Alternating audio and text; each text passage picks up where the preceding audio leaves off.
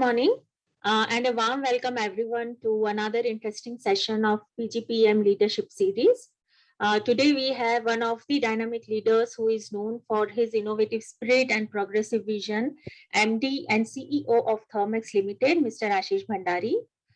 Prior to joining Thermax, Mr. Ashish was the Vice President, India and South Asia region at Baker Hughes, formerly a GE company. During his 15 illustrious years with GE, he held primarily responsibility for various BHGE product lines. He is also credited with building GE Oil and Gas into one of GE's biggest business in India. His prior work experience includes Schlumberger, consulting with McKinsey and Company, and 2 startups overseas.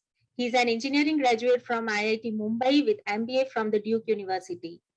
Without much ado, please join me in welcoming Mr. Ashish Bhandari. We welcome you, Ashish, and would like to hear and learn from you in this interactive session today about your journey to the CEO of Thermax. All right, Ankita, thank you very much for having me. It's a pleasure to be here as well. Thanks. So look, I'll just start a very, very brief introduction. Yeah, won't talk much because you've got quite a few questions and answers planned. It's a perfectly good Sunday morning. So the only way it will be of any use is if I have something to share that's of interest to you. And if you all ask me questions that will help you in some way. Yeah, so let's make this interactive. Let's make this a complete two-way discussion. It's a safe zone. You can ask me anything and I'll do my best. Some things I may not know much about, but I'll still answer. So that's part of the job of being a leader. You get to answer questions you have no idea about as well. Last thing I would say, I'll speak and when I give my answers in terms of if I was reflecting on what I can say that would be of some use to you, is I'll try and connect it to what it means to build a career. Yeah, and so that is distinct from being an entrepreneur. That's distinct from being a business person or being a professor. Any of those multitude of options that are available post your MBA. I'll focus at this more from what does it mean to build a career. Yeah, and I'll try and connect the dots to see if I can give you some inputs as so many of you are just starting your journeys.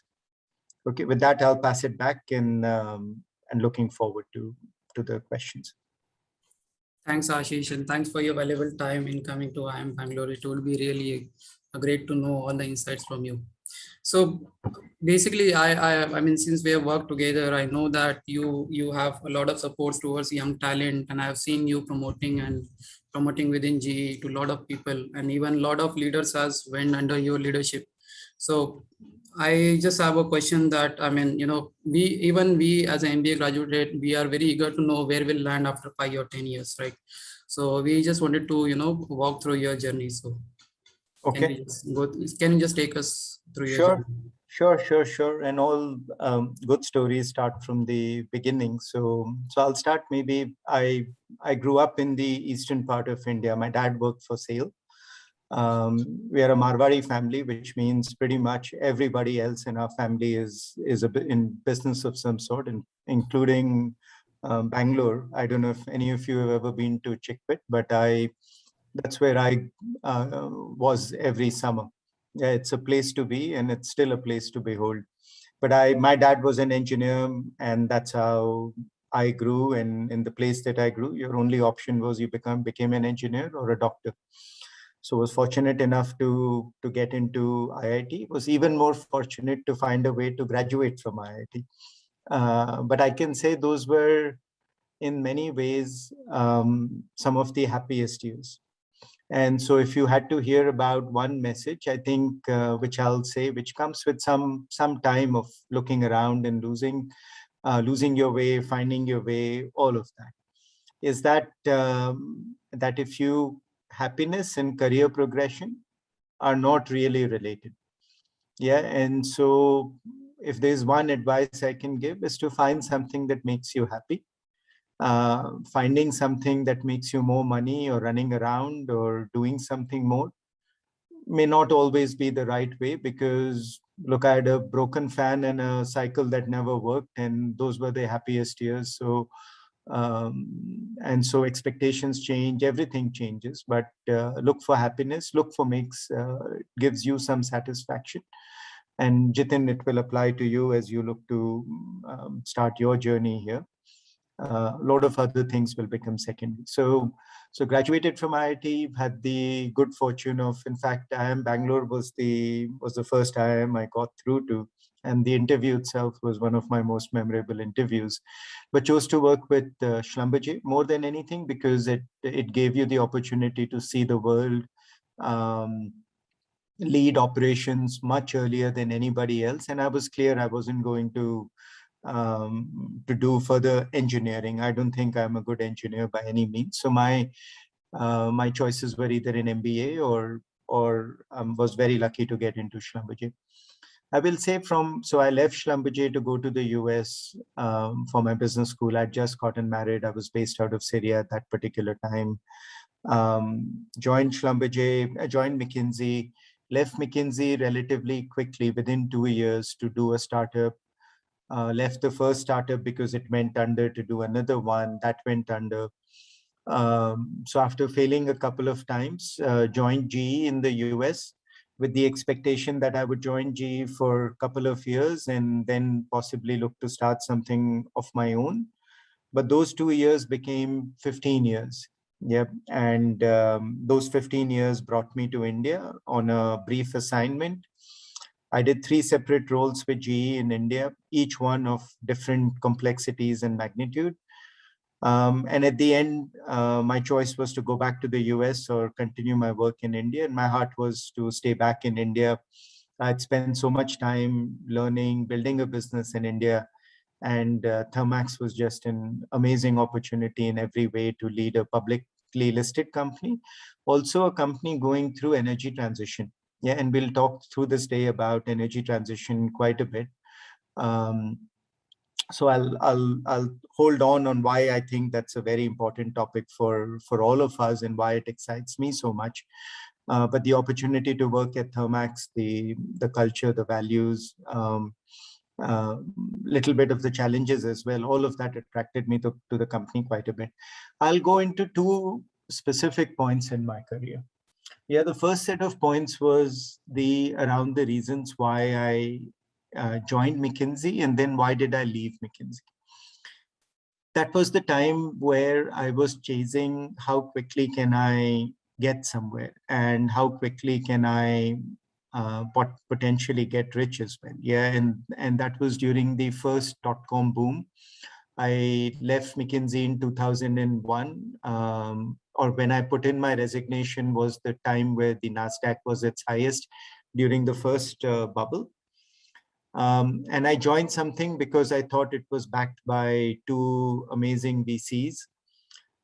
Did not really see whether my heart was in the role. Did I understand the business model? I just went because it felt like the sexy thing to do. Everybody was doing startups, and that's what I should be doing because I can get somewhere fast and make money.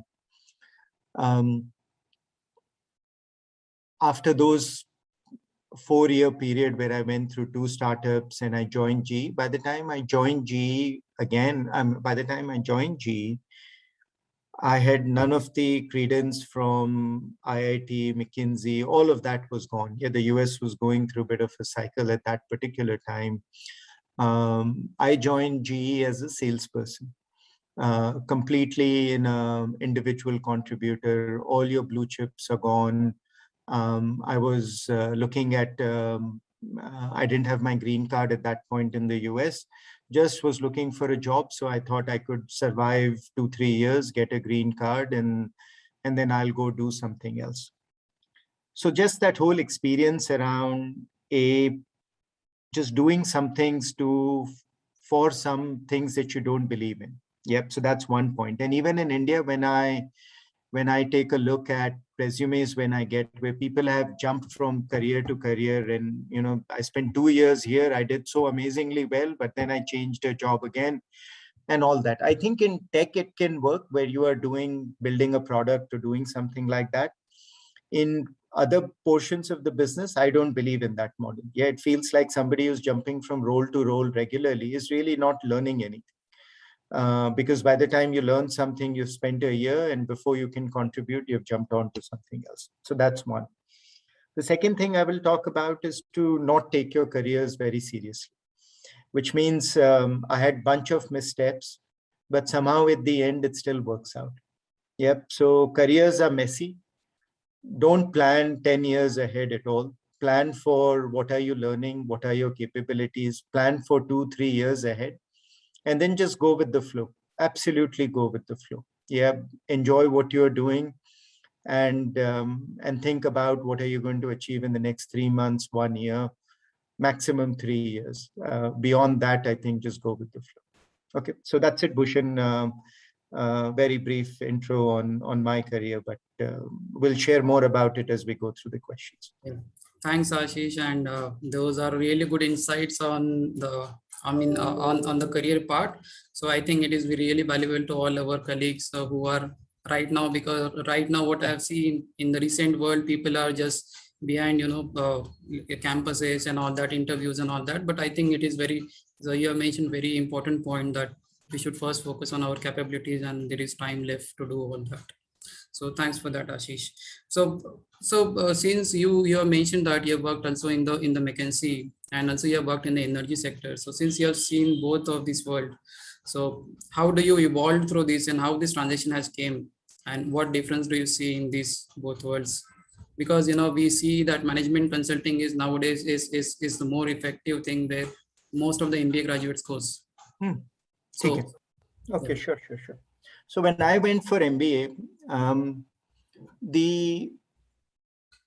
my 4.5 years before that were entirely spent in the oil field industry, which means when the location before that was Syria, the location before that was, and I started my career in Egypt. In both cases, or even when for the brief time I was in Abu Dhabi or India, my typical loading, which means the time that I was offshore or on land, that was 25 days a month.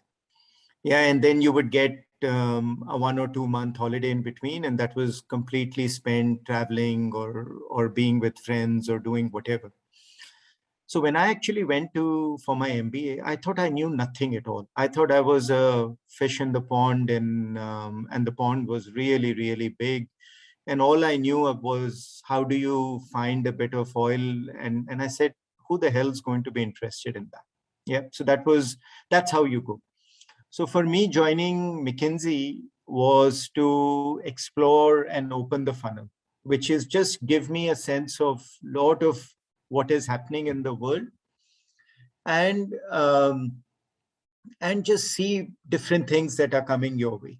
Yeah, and that was fantastic, having the opportunity. And I was clear relative to finance, relative to anything else. I thought McKinsey was just a consulting in general, not the name itself, was unbelievably fantastic. I will say that now that I'm 28, 29 years kind of since I've graduated from, no, not 20, yeah, 28, 29 years since I've graduated from IIT. Even now, the only job that I can do with my hands is the job that I did in the first 4.5 years. Yeah, that's the only job I can do with my hands. Everything else is just BS and words that I come up with. But if you can wake me up in the middle of the night and you ask me to go log a well, I think I can do that. Yeah, after that, I've learned a few things, done. Consulting teaches you a lot of how do you extrapolate, how do you go deep, you deal with numbers really, really well. How do you think through situations? Very much.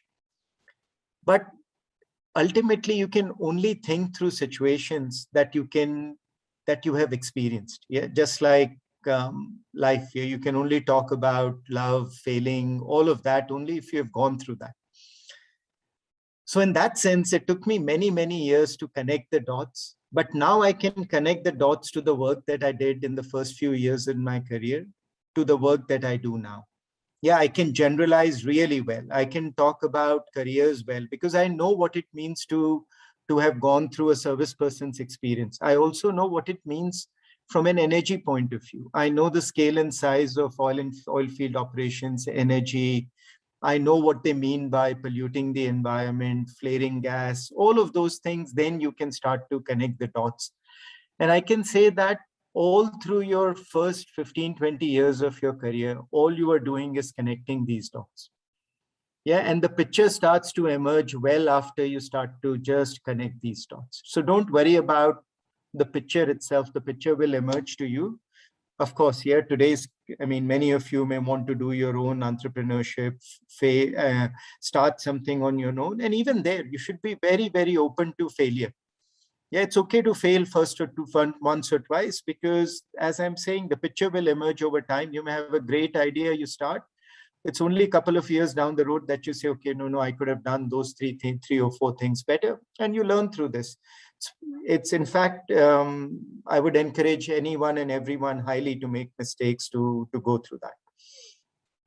Yes, specific to me. So I learned within McKinsey this amazing capability of looking at things from a 30,000 foot level.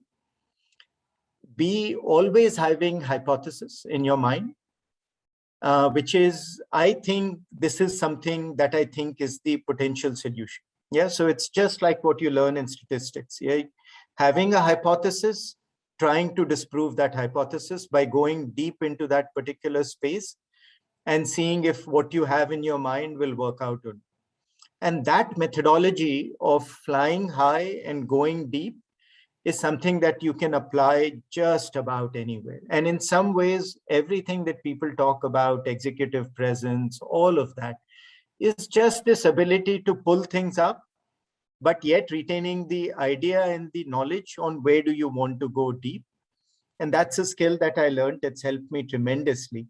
The last thing I'll say, what consulting teaches you is, anytime somebody comes back in, or you have to think about three things. Yeah, if somebody says, look, why do you love your job?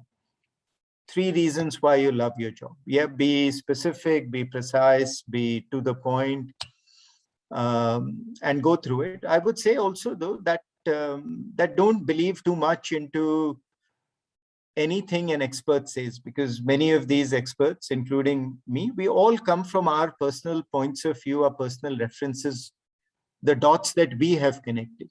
Yeah, but our picture may be only part of picture. You may have seen a very different part, and which is why there's so many entrepreneurs who are successful, because they're open to looking at pictures in a very, very different way. So listen, hear, all of that, learn communication skills, all of that, but paint your own picture. Thanks, Ashish. And I can very well relate that when we had a first meeting, and whatever all learnings which you had, I can really recognize that. I can really relate that now, that how this learnings has appeared. Thanks. So yeah, thanks for that.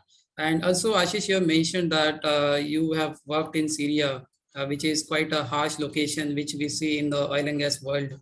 So I think it would be good to know about something about that role and how you have went through that. And does it impacted your career as well?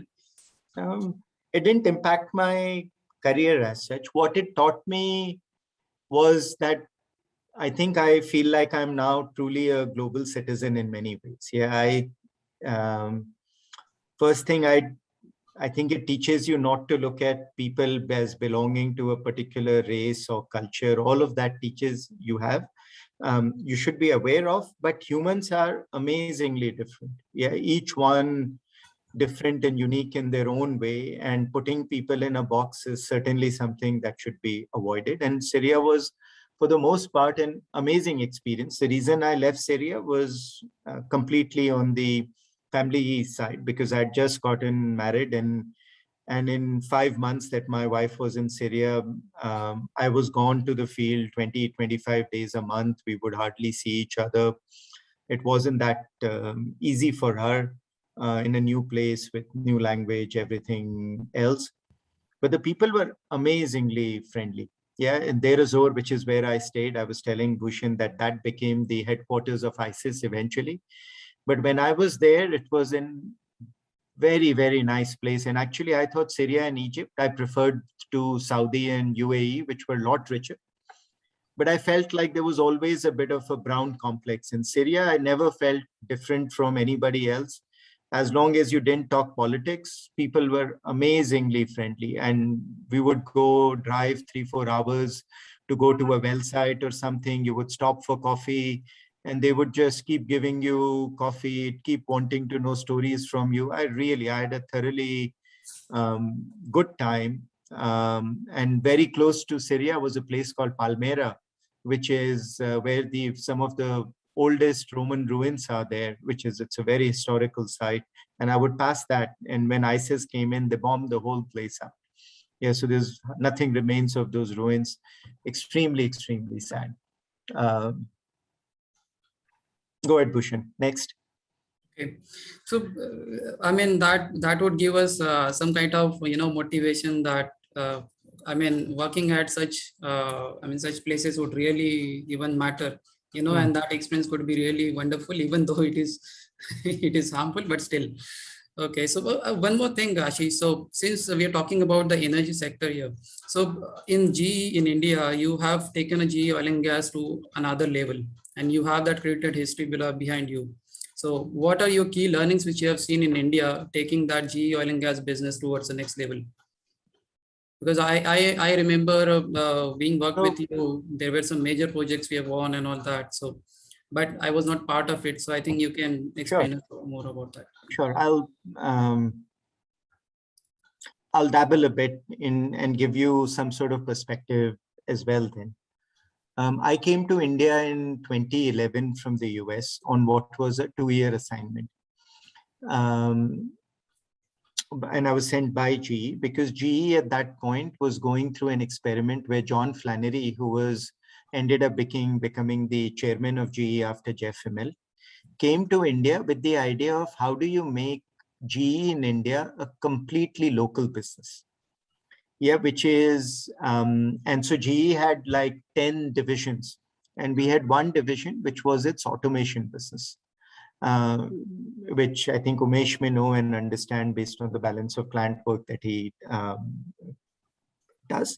It's basically a lot of equipment and solutions that go in automating a plant. Yeah, any industrial plant has got big pieces of equipment, which are like your big organs, your heart, your liver, your all of that.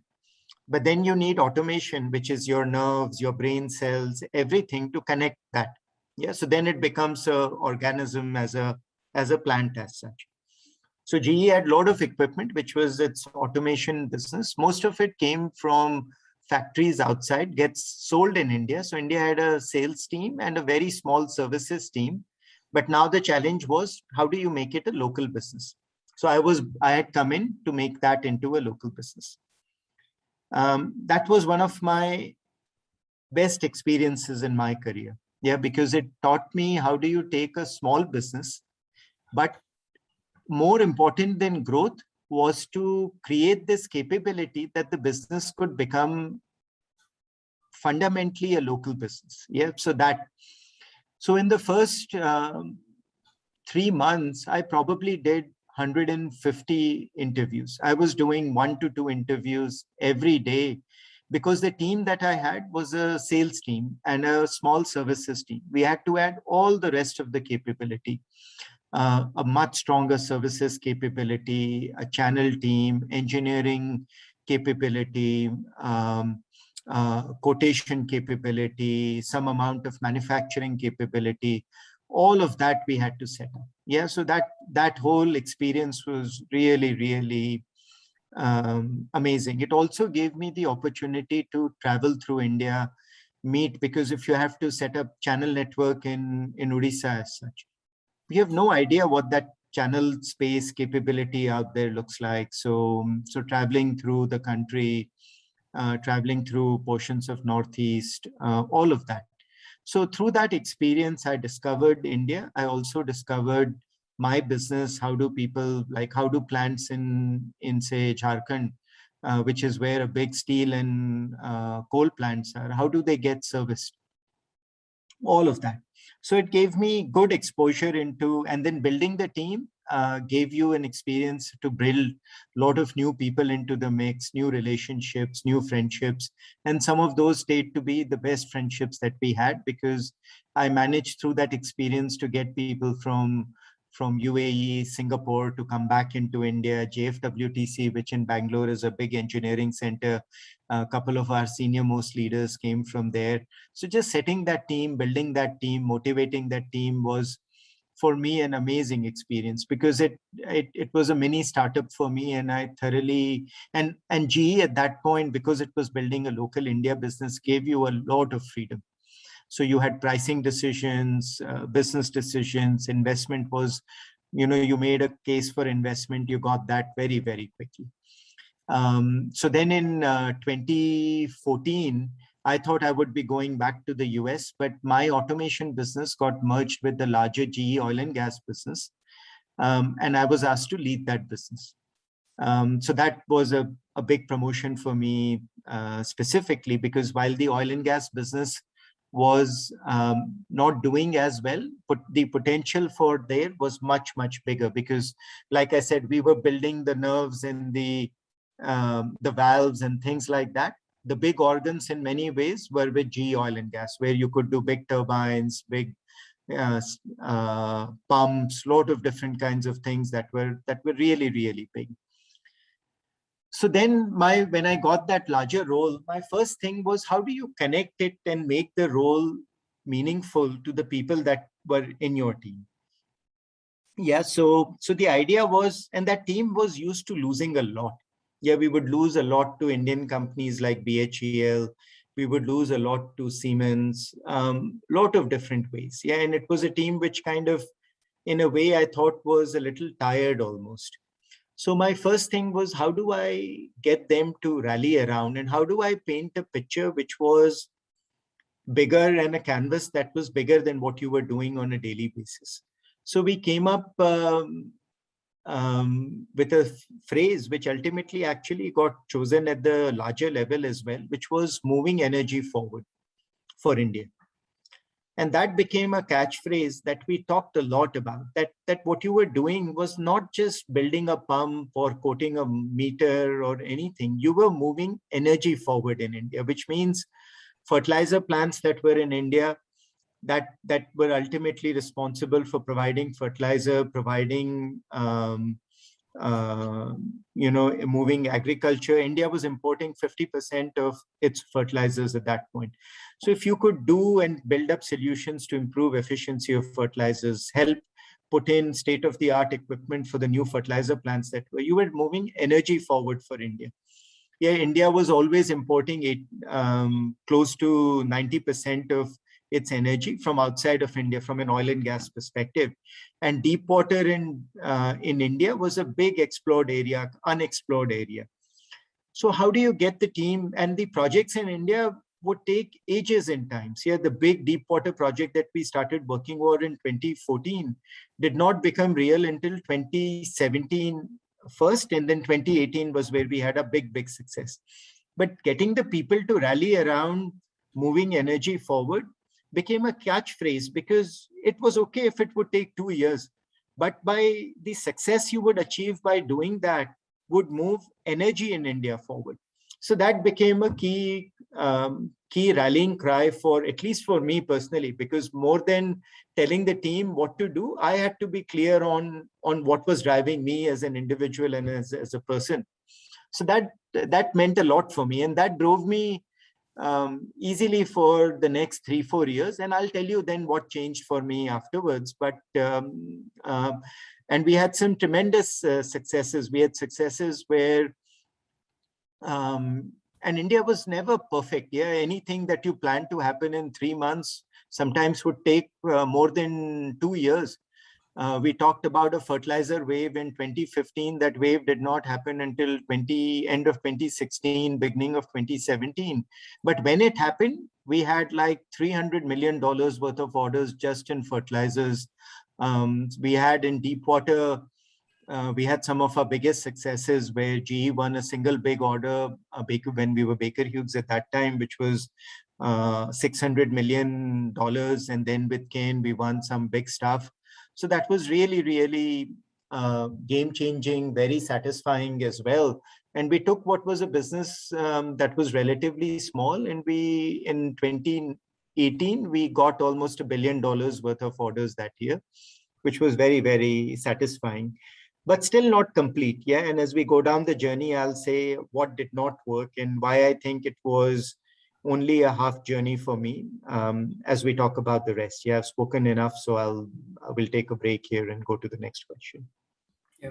Thanks, Ashish. And I still remember that day when I came to office, I have seen hoardings and all, and that we have won that project. It was really excited. Yeah, just talking about successes, bringing people together, celebrating successes, doing awards. Those are all simple things that as leaders we can do a lot to motivate the team. Yeah. True. Yes. Ankita. So yeah, thank you, Ashish, for the great insight on your career journey. That's really an inspiration for us. And being part of GE myself, I can really echo with a few of the statements that you made, like the cherish and the learnings from building a team and the freedom that GE provides in the work culture. Also, how it accommodates the fail fast and move ahead, the way we work there. So moving towards a bit on the power sector area and the recent COVID times, which has adversely impacted all of us, how Thermax has evolved during this tough time of the last 2 years, and what were your key learnings during this phase? Okay, good question. Thanks, Ankita. So I think that's a good segue into, I think we finished at the kind of a high at GE. After that came a trough as well. I'll talk about the trough and I'll connect it to work that we have at Thermax. Yeah. So 2018, GE chose to take its oil and gas business and merge it with Baker Hughes and spin it out as a separate company. Which means that in 2018 end and 2019 beginning, I was fortunate enough to get the larger role of at Baker Hughes for India and South Asia, which was quite good. But there were two things that changed during that process for me. First was that I did not believe oil and gas had a long future. Yeah, and the reason for that is I think climate change is real, and not just now. I've been it's something that that has been with me from once I started to become smarter on the topic, reading about it. It was clear, and it's important, and it's a personal driver for me that climate change is real, and so I did not see that and I was in my late 40s then, that I could see myself building the next 15 years of my career, and which I thought would be the best portion of my career in oil and gas. Yep. And because it just, as I said, yeah, we all look for motivation in some way or another. And I look for motivation for what brings me to work every day. And I did not see that as a drive, personally speaking. Second, when GE started to go through a difficult time, and then when Baker Hughes was a true and true oil company, which meant that India, because India is a much smaller portion of oil and gas, we went back from being like 7-8% of global revenues in the year before to a small 1 to 2% overall.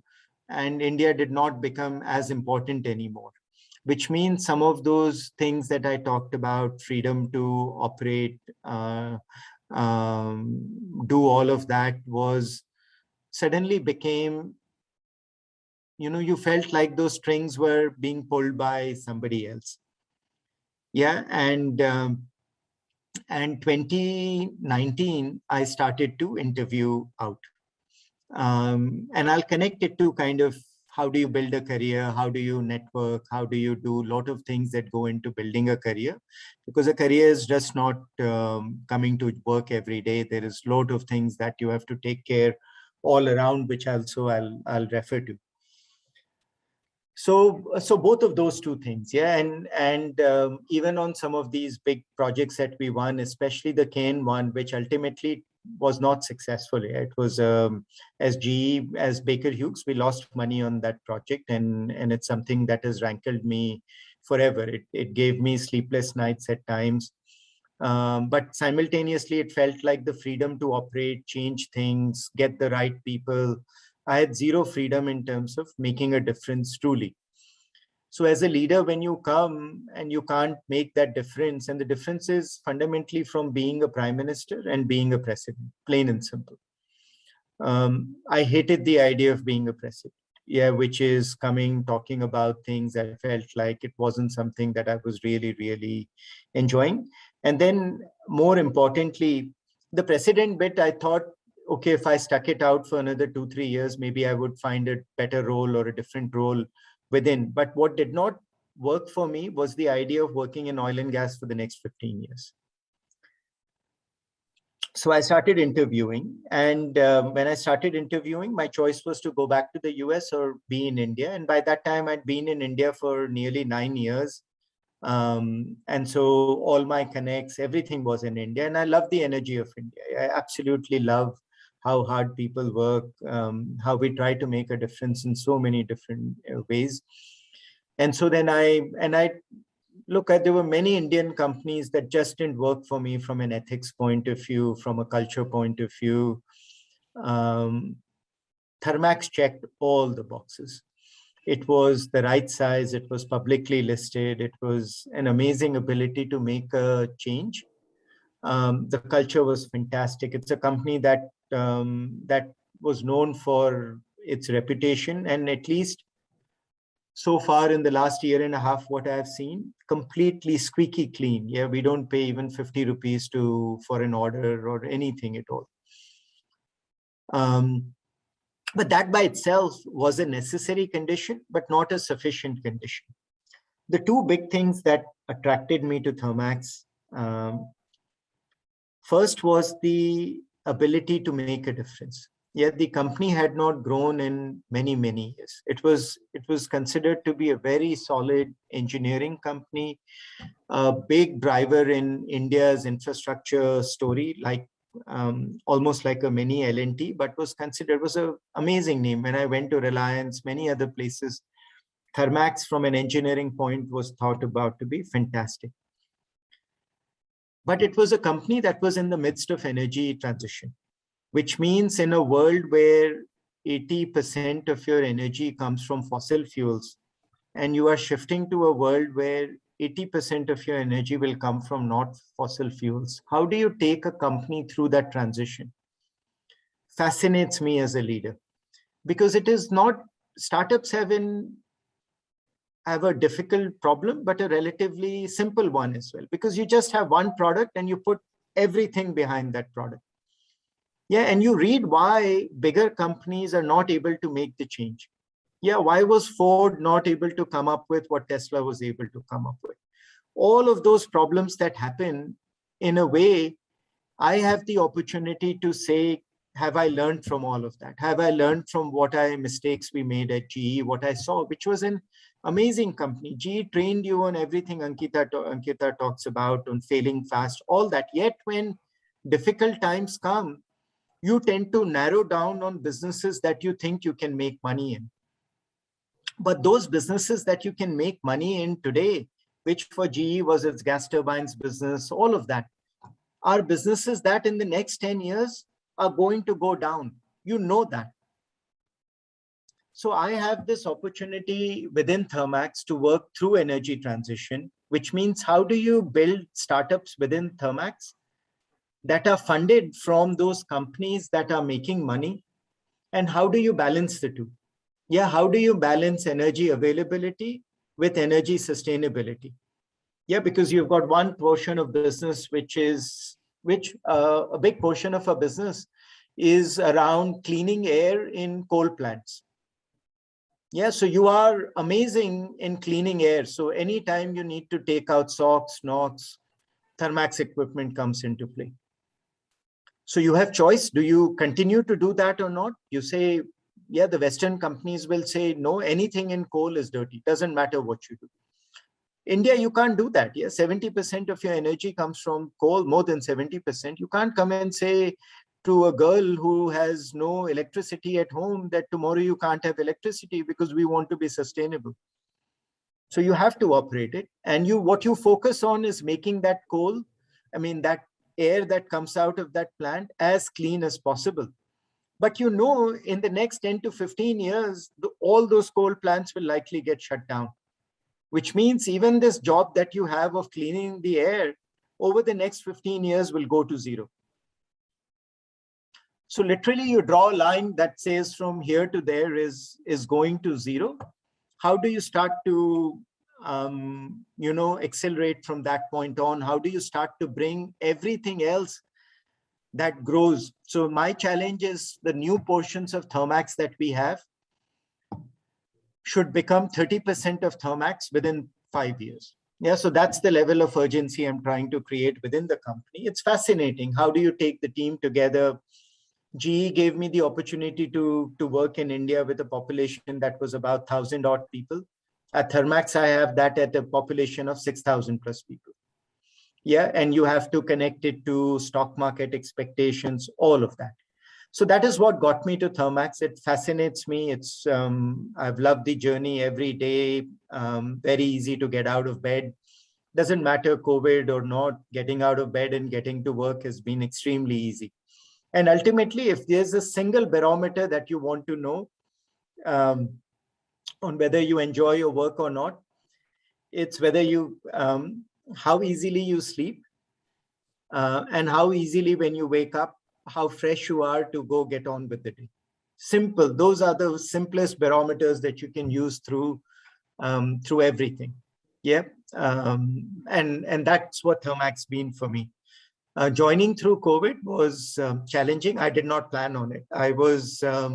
My goal was to leave leave Baker in end of February, take a couple of months off, travel. I love traveling. I love just being out there. Yeah, being with nature, doing stuff, meeting friends, playing a bit of golf as well, just completely decompressing for a couple of months and joining this.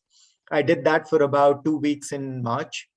And then third week, COVID struck. And then Thermax was going through its complete change of business plan because they had one business plan and then COVID happened.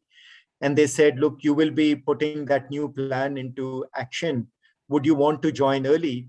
So instead of joining May 1st, I joined April 7th because I was just sitting at home doing nothing. And so said, might as well understand, use that time to build. So Thermax, the culture was very, very strong. I'll rush now because I've been speaking for very long. The two things I will say. One thing that I've learned is in all new roles, and even within GE, even though I stayed there for 15 years, I did 5 very distinct roles. Yeah, so it feels like I had a lot of transition points. One thing that I've learned, and especially as you get into leadership roles, there's always a pressure to make changes.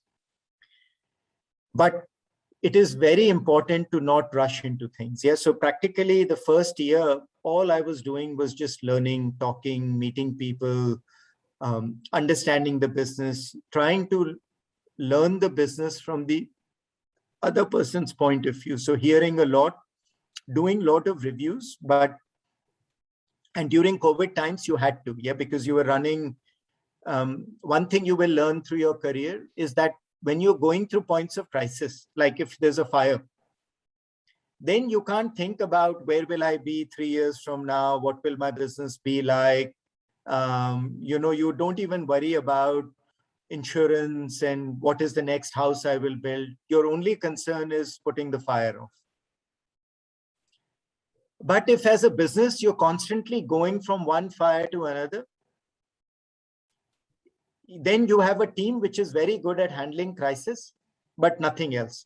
Yeah, then you don't see round corners, you miss out on everything about building a business. So, but for the first few months in the new career, at Thermax, we were just in crisis mode. But being in crisis modes helps you tremendously because it gets you to, okay, you need to put in a COVID. How do you start your factories? Okay, you need to put COVID protocols. So just running the rigor of putting COVID protocols gets you to understand how your factories work, what is your IT capability, gets you to meet certain operating leaders and see how they are going, what are their capabilities, how do they start up, what is their say-do ratio, which is they said we will have all this done by this time, and by this time production will start. Were they able to deliver that or not? How aggressive are they? So it teaches you a lot, crisis in terms of about your teams.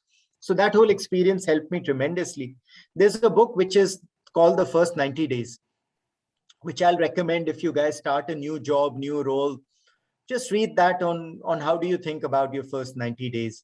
So for me, it was the first 6 months, first year almost. I made very few changes, no organization changes, nothing at all.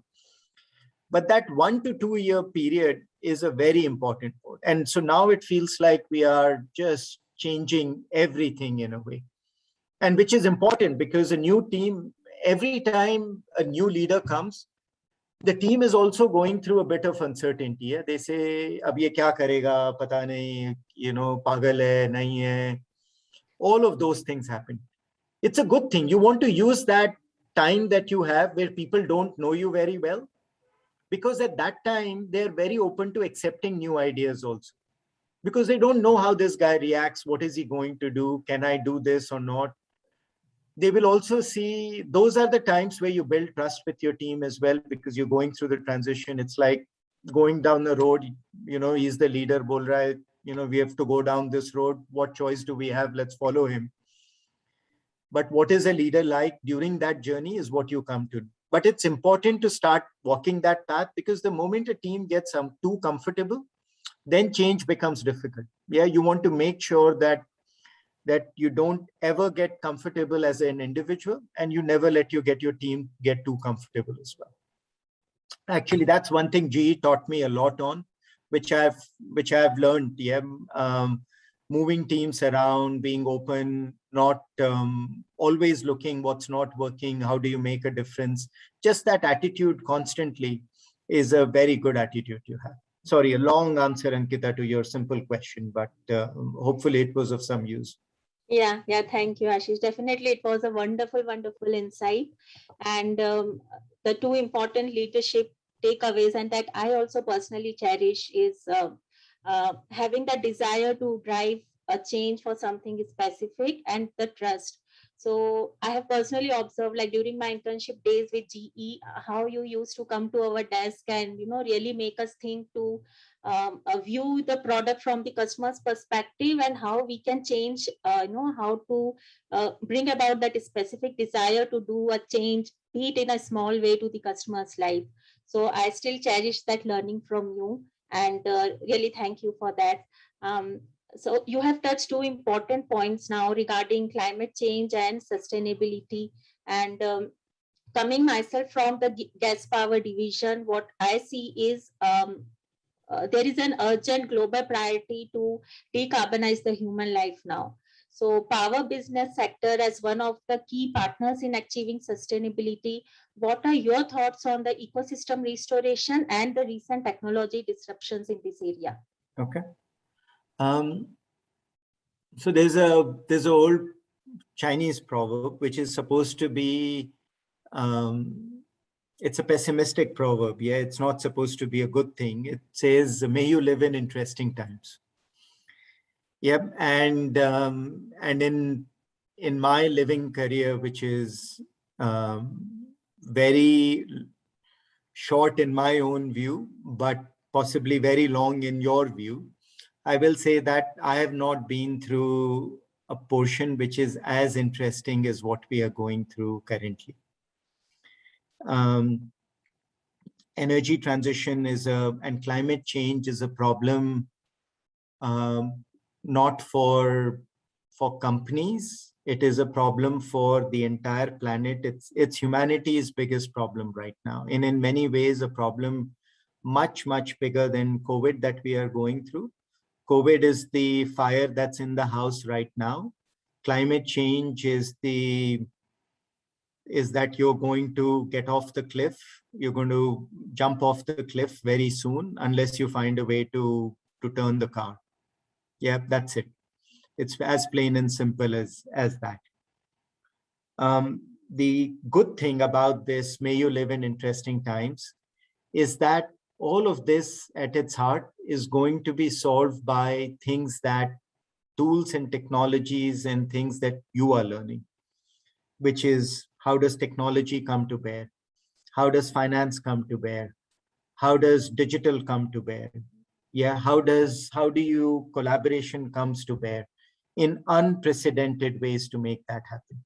And those are the skills in many, many ways that you are learning at your MBA program. Yeah, it doesn't matter which program, where are you, which stage of the MBA program, but that's what you're learning. So in that sense, it's a fascinating time. Yeah, first I'll talk about the uncertainty of it all.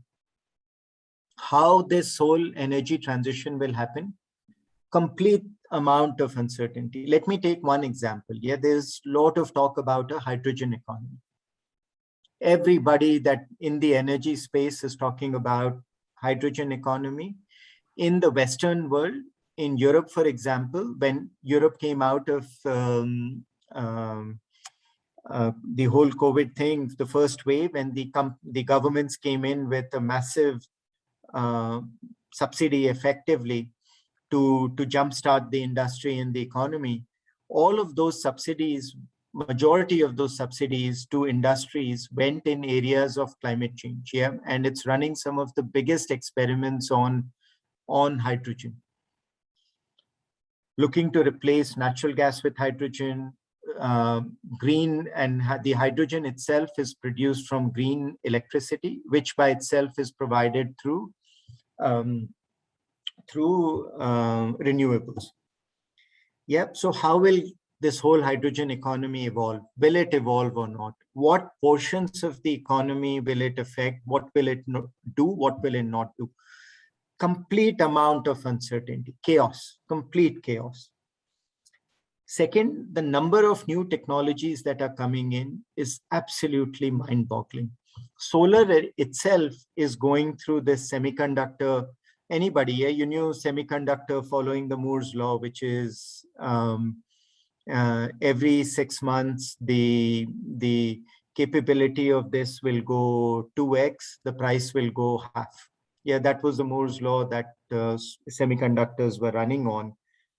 Solar, it's not 6 months, it's maybe 2 years, but there is dramatic changes in technology that are coming in, new stuff that is coming in. Yeah, there is perovskites, there is tandem technology. Then you come into battery.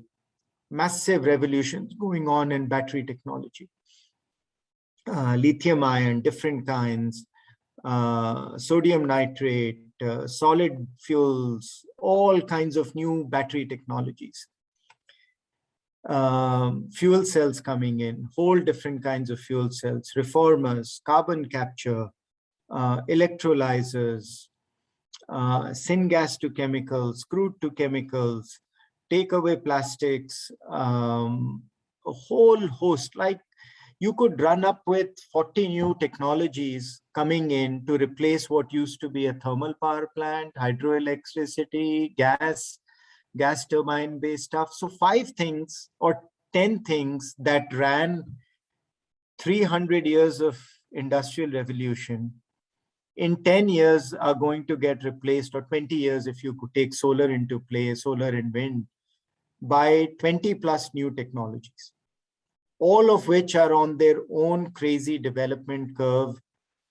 And looking that in the next 20 years, if you were working through 80% fossil fuel and 20% renewable, in the next 20 years, that will flip, which means it will be 80% renewable, 20% fossil fuel. So completely crazy how this whole energy sector is going to flip. And all companies that are in energy will have to think about, like the car industry is coming and you are making buggies. Yep. So figure out what you're going to do differently, because your business model in the next 20 years is going to be history. But it's fascinating, because if you're willing to change fast, think differently, the amount of new things that are in front are mind-bogglingly amazing as well. Thanks, Ankita. Yeah. Thank you, Ashish. Working in the power sector, I could relate with a lot of things what you were mentioning. And recently there are so much disruption and the technology changes that is happening in this sector. So that brings me to the next question. Like, as we see, there is a lot of industry dynamics that are changing and there is a lot of disruption. How do you plan to evolve Thermax over the coming years? So I think I've answered that already in many ways. So I think in the interest of time, I'll just summarize what I've already spoken about. And by the way, I think as you guys were, and as I was speaking, Bill Gates in early 90s had said, by the way, Bill Gates has a book on how to tackle climate change, which is very good. Yeah, if you want to do anything in the energy sector, that's a very good book to read because it summarizes a lot in that one book. But he in the early 1990s had talked about that change. We always overestimate change in the short run. And he was saying 6 months to a year. And we underestimate change in the long run, which is 5 to 10 years. Yeah, so he says, you always overestimate how much things will change in the 6 months. And he was talking about this in the context that he thought someday people will have an address, like an email address, just the way they have their formal addresses. Yeah, and he was saying in 20 to 25 years he thinks that will happen. But by the time you had reached the mid 90s and early and end 90s, all of our business cards had our email addresses already there. Yeah, so it happened a lot faster than you think. But if you think something happens, so anyway, I'll go back to what am I looking to change at Thermax? Exactly that. Yeah, getting this company to be a champion in energy transition, getting the company to not think like an engineering equipment-based company, but more of a clean air, clean water, clean energy company. Yeah, Thermax prides itself on the more the complexity, I can engineer something amazingly. But that's not the approach at all, because the future is not big, massive plans. The future is more new products, productized, small capability. Not that the engineering is not complex, but just the scale and size will be very different. So thinking of the company more as a clean air, clean water, clean energy company, that I think is the biggest transition that I'm looking to achieve. As part of that, so one of the big things that I've done as part of my biggest transition is that I've created a new energy vertical. I've taken one of our senior most leaders who was running a business that was 2,000 crores, and his current business is just 200 crores. Everything else is a white page. And I'm giving him the challenge that 30% of what Thermax is 5 years from now has to come from that business, which means, and I'm giving him complete freedom to do partnerships, bring in, so in that business, in one particular case where we are accelerating a solar model, we are bringing in a senior leader from the outside, and we can't pay that person, that person's previous salary was 3 crores, which is higher than any salary that other than mine that Thermax has. But what we are going to do for him is giving him a much lower salary, but giving him an equity stake in that small company and challenging him that within 5 years, take it public. All new kinds of business models, how do you do, giving him freedom to do, and that is not just there. In many other parts of the business, one bad thing that Thermax had, which I'll talk about very quickly, that growth in a company is like oxygen. When you stop growing in a company, it is the first sign that the death part of that company is starting. And Thermax did not grow for good 5 years. Not just Thermax, India's infrastructure industry has not grown for 5 years, which means that the entire industry needs a refresh on how do you do. And what happens is when you don't grow is that you get heavier on the top, which means the younger people feel like they can't build a career out there. So they start to leave. The newer people with newer ideas start to leave, which does not mean that the people at the top are not good people. They're very good, hardworking people. But just that importance and the aggressiveness and wanting to change goes away. So you want to shake that system up, create that place that where the performance-driven culture, how do you bring it? Yet, how do you take people along? And especially doing it in a time like COVID, where where people are really, you don't want to kick someone out of a job during COVID. Yes. So how do you achieve all of that has taken a lot of my time, but just thinking about the people part, thinking about where do we want to go as a company, those two things have taken the most amount of time. And the leadership that we have, the seniority that we have, I've done as much of my time as I possible in delegating stuff on the base business, like running a big EPC project.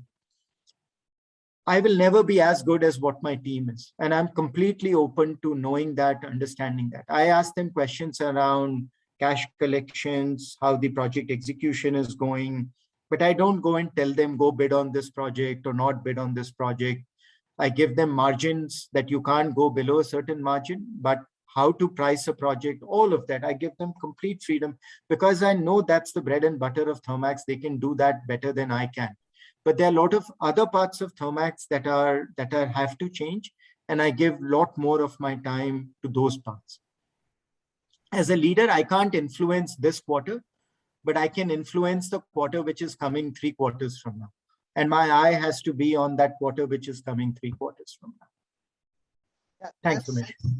As Thermax is undergoing a change and you're looking forward for the various initiatives for the future.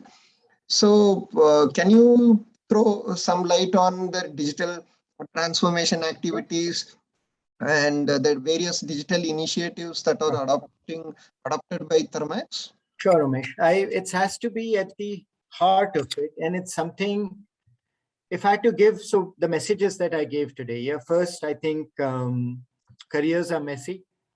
Don't think too far ahead. Think short. Be completely open. And I promise you, it will all work out at the end. Yeah. If anything, if it is you don't take risks, is when it will not work out. Yep. So that is my one message. My second message, I've got 2 or 3, which I always tell the team, but one of the messages is around digital. Doesn't matter what you do, which industry you are in, what function you are in, learn digital. And learn digital does not mean that you learn programming. Learn how digital will affect your space, your industry, your portion of the puzzle. Very, very important. Yeah, anything. If you're doing finance, like cred at the heart of it is a digital model. You're taking something which the credit card companies have been doing for 50 years or 30 years in India.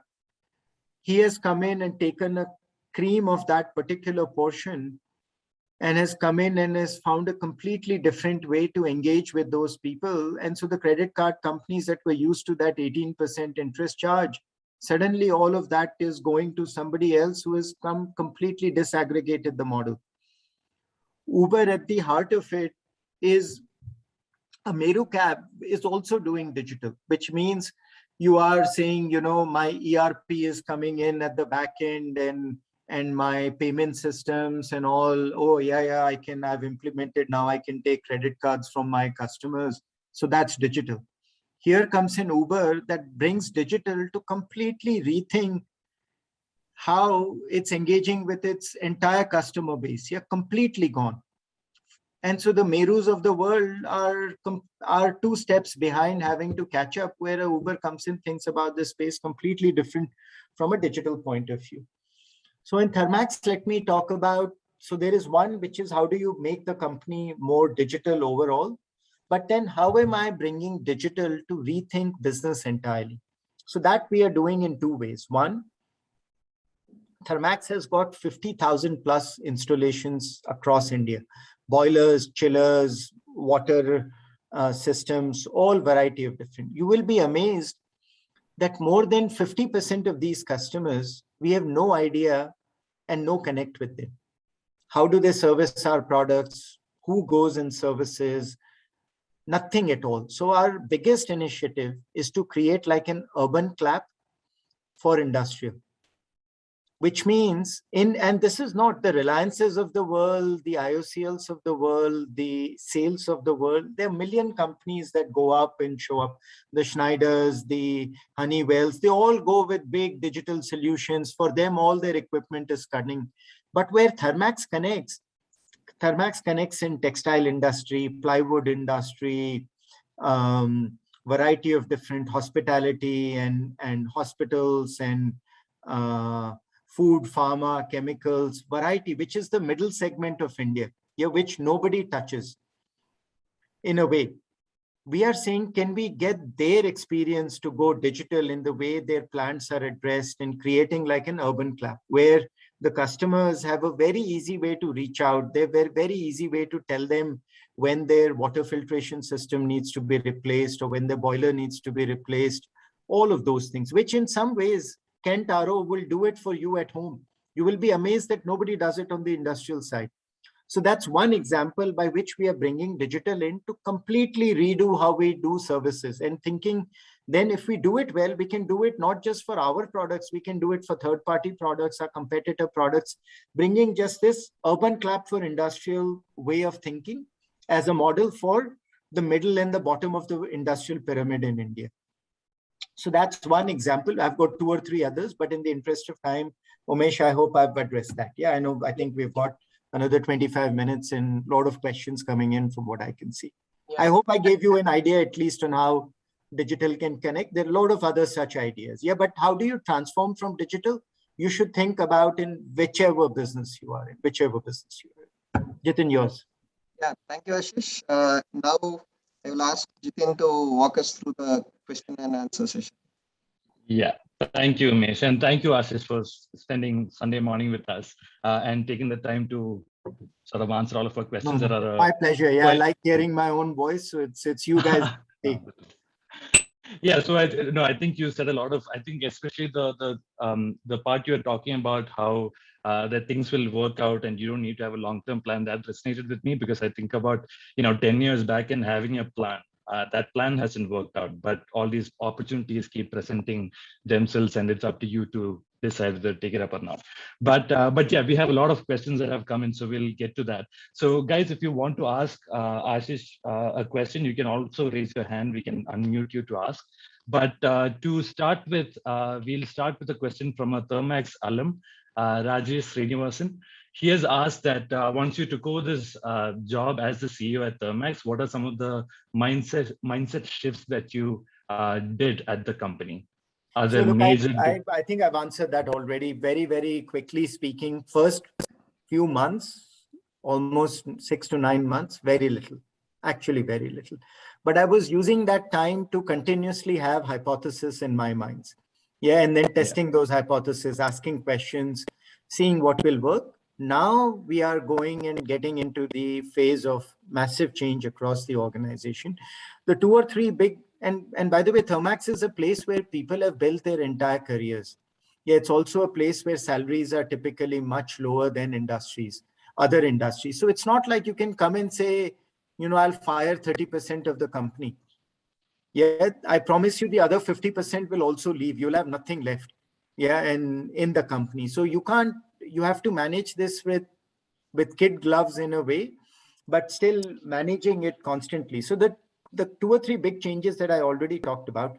First was getting the urgency for change. Yeah, talking about climate change, talking about building this clean air, clean water, clean energy company, the urgency around it, getting everybody to start thinking about it, thinking about how the work they did connects with that. Yeah, so starting to do that, very, very important. Second, getting performance culture, the whole idea of performance culture. So we are completely changing how incentives work, bringing in a lot of different models, evaluation of employee mechanisms, some parts that I thought worked very well at GE, bringing those other parts that are belief of all of us, bringing some. So we are completely changing the performance culture of that. The third thing was that it had a culture of command and control within Thermax. I'm starting to communicate just a lot more about what we are seeing, what we should be doing, all of that, and looking at that as the way to also bring in the capability of failing. Yeah, talking a lot about lead and create. That as Thermax, we need to do a lot of lead and create, which means leading in new ideas, being okay to fail, and creating stuff, which is you starting to create stuff which is new. It's okay not everything that you create will become a mansion, but getting that attitude in a way. Through all of that, continuing to talk about the amazing history that Thermax has. Yes, so Thermax is a 50-year-old company. It started in trying to do things for the first time and being successful at that. So when we are talking about doing new things, I'm trying to build a connect to, that was the origin of Thermax. Yeah, that is Thermax's origin story. So getting that superpower in a sense where you were open to getting into new businesses, trying new things back as your mojo in a way. So those are some of the things. Yeah. So I wanted to sort of go back to something you said earlier, which is you're talking about moving energy forward and climate change being a big driver in doing what you do. So if you look at the last a few months or even the last year, there's a lot of interest in the EV industry and a lot of investment coming in as well. So how do you think that is going to sort of change or shape the energy sector in the next 5 to 10 years? I think EV is just one of the technologies which will affect things. Yeah, and EV will affect mobility in a very, very big way. It is very easily the most eye-catching, but EV is only where it's possibly the single biggest portion. It's, I think, about 30% of energy which is mobility driven. Even in EV, even there, I think the long distance transportation will most likely go fuel cell and not EV. Yeah, it will go hydrogen and fuel cell and not EV. Short distance transportation will go EV. I completely believe in it. My focus, largely because that's where Thermax comes from. Also, you have to pick and choose your bets. The challenge in the automotive industry is that the ecosystem bets, you can't come up with a battery solution of your own, because if the car industry is going on a different platform, you can be left completely behind, even if you have a great battery story. Doesn't matter. So my focus is on the other 70% of energy, which is also getting transformed just as much as EV is transforming short-term mobility. Yep, so that's where my focus is. I completely believe it will happen. And just like I was saying, sometimes in the short run, you say, India has been talking about EV for 2 years, nothing happens. It is that short-term change. Don't get seduced by that. The long-term change will surely be there, and it will be as fast as you believe. Sometimes it takes an Ola who comes in and says, I will build the whole damn ecosystem. Yeah, I don't care. I just like Tesla did, that I'll build my own scooter, my own battery, and here's a price of 90,000, go deal with it. That forces everybody else to go make the change. That change will surely happen. Right. On the industrial side, that similar change is happening. And I talked about some of those drivers previously. Yeah. So I think this is a great segue into the next question, because Mahalingam from the PGPM first year batch had a question around what are the key factors you look for when you look at a business and find its potential? So when you're evaluating new business opportunities, what is your decision matrix like? Okay, I'm by nature an optimist, and by a nature, different people have different strengths and weaknesses. Yeah, some people would, and by the way, there's nothing good or bad. Yeah, it's just who you are as humans. I tend to look more at what is changing, and that drives me more than incrementally improving what is good. Yeah, and so they're different drivers. So what I look for in a business always, first, I think, as I said, yeah, it should align with the values that you have as an individual, which you may or may not from a culture point of view, all of those things, if you were looking to joining that business or acquiring that business or whatever. Then second, I think the heart would completely go in, because I think for me, it is important that whatever I look at there is a resonance with the heart. Yeah, you think with your mind, but you connect with the heart, which is, do you see something out there that drives you as an individual that you think you can connect with? Yeah, very, very important. And the third is that you see opportunity for change. Yeah, you see that, okay, these are 2 or 3 things that you believe can be changed in the business that will make it better. Yeah, so the Thermax one is a good example. The culture bit was a good fit. The heart, the thing around the space, energy, all of that connected with my heart. And third, for me, it was Thermax had not grown. Energy transition was coming. And that to me felt like I went in saying to myself that if that's the last role I do, I would be completely happy. Yep. So that's the attitude that I went in. Right. The next question that we have is also around vision from Srinath. What is your advice to emerging leaders on how to develop a vision for oneself and the company? Okay. Look, I think vision for oneself, maybe I wasn't, as I said, the vision that I had built for myself, or maybe I did not have as much confidence in the younger me as I possibly should have. Because the vision that I built was more around material things, which even 5-7 years down the road proved to be horribly insufficient. The vision should have been more broader and more deeper in a way. So don't take whatever I did as gospel in any way. But I think I shared when Thermax, when I came in, my vision was a lot simpler. Yeah, which was, how do I help this company become a champion in energy transition? And also, how do I go through this with the attitude that that if this is the last role that I have, it's something that I've given my best on. That's it. Those were the only things that I built a vision for. Yeah, which gave a personal commitment to the role, and then two, kind of what I wanted to align the company around. Plain and simple. That's it. So there were no 3 years. There were no like, I need to make so much money. I need to build revenue of so much. There was none of that in the vision. For a company itself, I believe very strongly in that whole process around purpose, vision, mission, and goals. Yeah, and the purpose of the company is extremely important, because if you align with that purpose, you will see that your communication, your clarity of thought becomes much, much easier. So you should spend time doing that. Yeah, when you come into new roles, even new teams, whatever it is, yeah, find what will rally your team around. And it may not be something that is visible straight from the beginning. And by the way, even for Thermax, I could do that because my interview process with Thermax was 9 months. First time I met them was May of 2019, end of April 2019.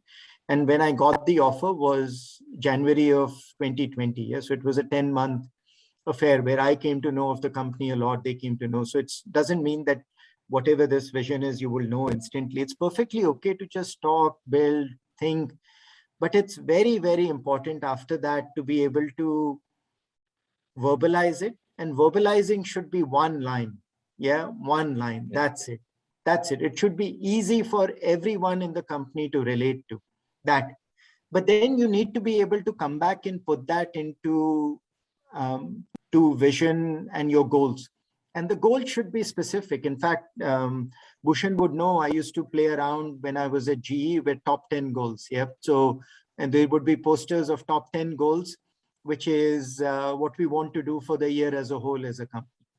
And I promise you, I don't think there's a single year where we achieve more than 7 of those goals. But the idea was to go for something that was lofty, go for something that would take the whole team forward. That was something that if you achieved even part of it, you said, wow, I did something new and different this year. But the goals by themselves were of no use if you can't connect it to a larger purpose. And find that larger purpose. Very important. Right.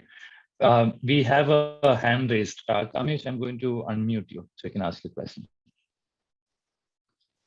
Go ahead, Kamesh.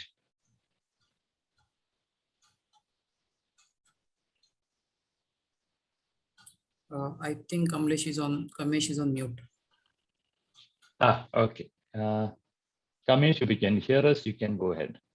Otherwise, we'll move on to the next question. Just put it in the comments. Jitin, while I've had a lot of Yeah. questions, I think I promised initially I'll talk about the career bit as well. So can I just very quickly share one or two more insights that possibly didn't come up as much? Yeah. So look, I talked about the careers messy bit. I talked about learning digital. Along with learning digital, learn finance. Irrespective of what you do, how you make money will come back, and any business plan that you have, any idea that you have, ultimately the purse strings are controlled by the person from finance. So learn finance very, very well. Yeah, which hopefully you're doing in as MBAs from IIM Bangalore, but keep that. Third, I would say become an expert, learn something very, very well. Yeah, be really, really good at something. Doesn't matter. It could be function, could be industry, could be a small portion, could be an overlay between digital and a particular aspect, whatever it is. But be really, really good. And someone, you can never be the best at anything, but or maybe you can, but try to be the best, like amazing at that one thing. And not in the next 3 years, but in the next 15 years, be that. And if you can, of course, combine what you are really good at with what you love, then you're set for life. But really look to do that. Don't jump from roles to roles just because you're getting a promotion. Do it because you're learning something different, and focus at becoming really good at something. Yeah, so that's one example that one thing that I would say. Fourth, I would say network a lot. And network not for the reason that, boss, that's where I'll get my next job. Almost everything you will do in life will be around looking around corners, looking around things that are coming from beyond. And those signals you get not from your same circle you interact with on a daily basis. Those signals you get from your network. Yeah, and a network could be social, could be work related, could be anything. It applies to everyone. If you feel like every Saturday and Sunday you're meeting the same 4 or 5 friends, and that at work you are working with the same circle, you're not networking. And if you network when you boss, ab mere ko job chahiye, let me start calling up my network, that's not a network either. Network is a genuine interest in just trying to know about someone or about something, talking to people, just expanding your horizons. Yeah, and network means one good, so a couple of big things on networks. So networks will help you in crisis, but they have to get built during peacetime. If you look to build a network during crisis or during war, you won't be able to. Yeah, by that time, either the trust is established or not. Nobody is going to give you stuff, just like in COVID. Yeah, it's tough to make good new friends during COVID. The old friends will be there. You can go see them, meet them, but making new friends is tougher. So look to build those networks during peacetime. They will come help you, yeah, during times of crisis. And during times of crisis, if you have a network of 10 things, like you need a connect into a particular company, you want somebody who has that particular expertise who will tell you whether this idea will work or not. You're looking for a job when you tell 10 people who are in your close network that look, and which is what I had to do, that I'm thinking of moving out.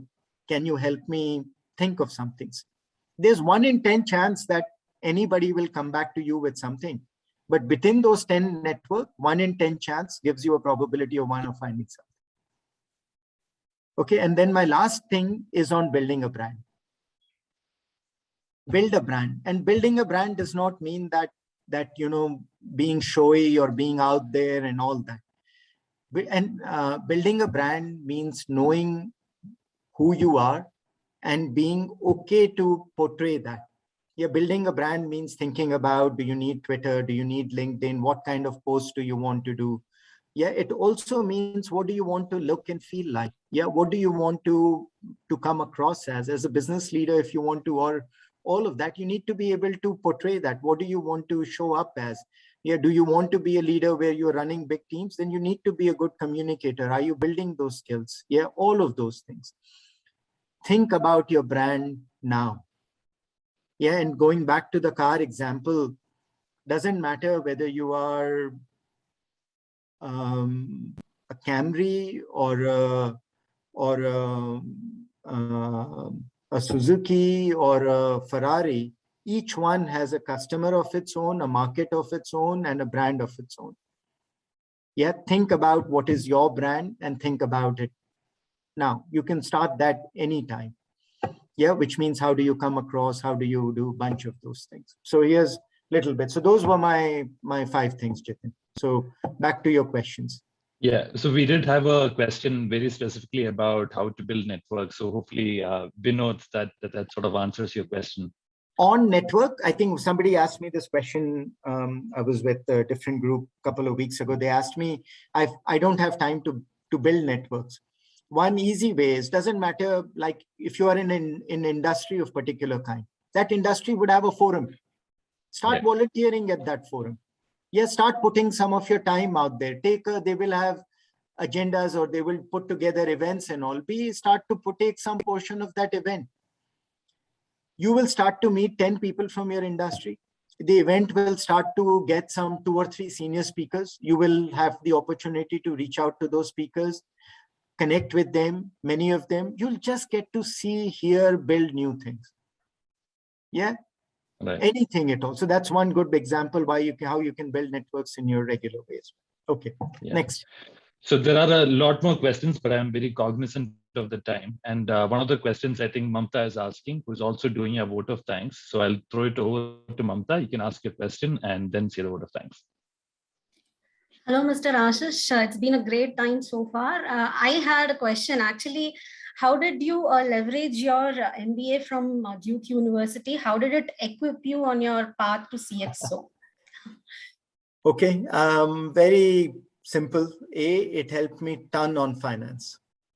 Yeah, big time on finance because I knew nothing about it.